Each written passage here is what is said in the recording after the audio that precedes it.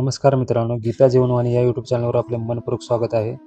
आज आपण गीता अध्याय 4 ज्ञान कर्म संन्यास योग यातील श्लोक 16 ते 30 बघणार आहोत. ही कर्म किम कर्म ते कवो उत्पन्न मोहिता तते कर्म प्रवेशक्षामी यज्ञा ताव मोक्षसी सुभात. अर्थात कर्म काय आणि अकर्म काय हे निश्चित करण्यात बुद्धिमान लोकही गोंधळून जातात. आता मी तुला कर्माचे वर्णन करतो आणि ते जाणल्यावर तू सर्व अशुभातून मुक्त होशील. कर्माच्या गुंतागुंती समजणे अत्यंत कठीण आहे. म्हणून मनुष्याने कर्म, विकर्म आणि अकर्म म्हणजे काय हे योग्य रीतीने जाणले पाहिजे. जो कर्मात अकर्म पाहतो आणि अकर्मात कर्म पाहतो तो बुद्धिमान मनुष्य होय. तो जरी सर्व प्रकारच्या कर्मामध्ये मग्न असला तरी दिव्य स्तरावर स्थित असतो. ज्याचा प्रत्येक प्रयत्न इंद्रियतृप्तीच्या इच्छेविरहित आहे तो पूर्ण ज्ञानामध्ये स्थित आहे असे जाणावे.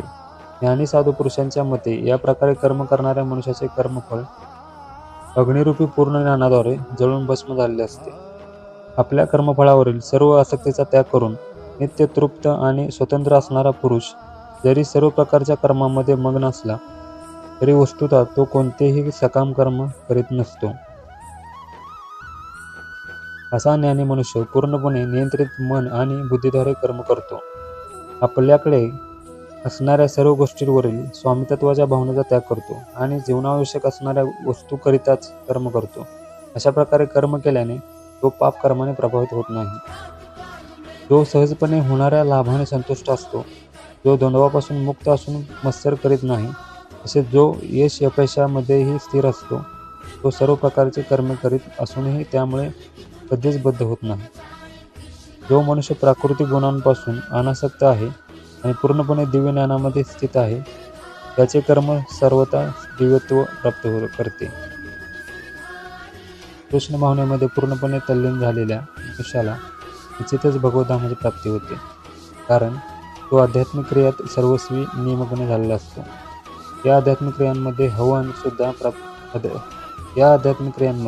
हवन सुद्धा आध्यात्मिक स्वरूपाचे आहे आणि हवी सुद्धा आध्यात्मिक स्वरूपाचीच आहे.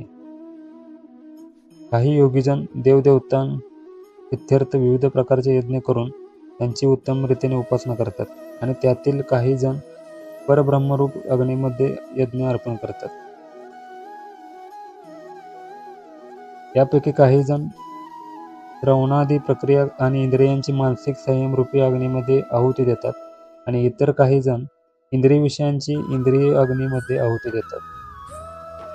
मन आणि इंद्रियांच्या संयमाद्वारे आत्मसाक्षात्कार प्राप्तीसाठी इच्छुक असणारे अन्य योगीजन इंद्रिय आणि प्राण्यांच्या सर्व क्रिया आहुती रूपाने नियंत्रित मनरूपी अग्नीमध्ये अर्पण करतात. कठोर व्रते धारण करीत काही जण आपल्याकडील द्रव्यांचा यज्ञ करून, काही जण खडतर तपस्या करून, काही जण अष्टांग योग पद्धतीचे आचरण करून किंवा काही जण दिव्य ज्ञानामध्ये प्रगत होण्यासाठी वेदाध्ययन करून प्रबुद्ध होतात.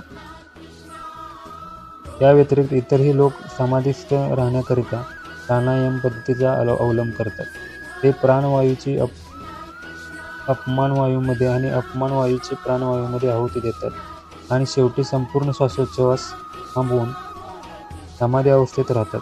अन्य लोक आहार नियमन करून प्राणवायूच प्राणवायूमध्ये यज्ञ म्हणून अर्पण करतात.